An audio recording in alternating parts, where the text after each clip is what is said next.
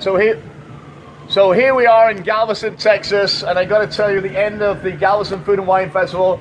We've just finished at the Grand Theater with the Robert Irvine Light. But something really special to all our men and women and all the folks who really truly believe in our military and all those that wear the cloth of our nation. This is something special that you'll never see anywhere else around the country. Take a look at this.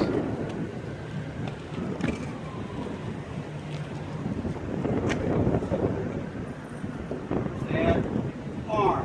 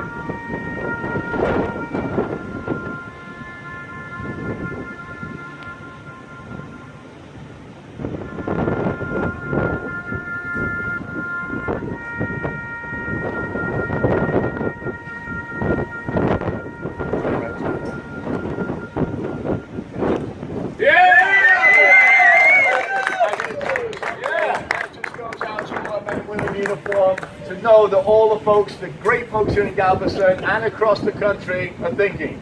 And Marine, always a Marine, playing taps. God bless you. Stay safe. Tune in next time. Hey!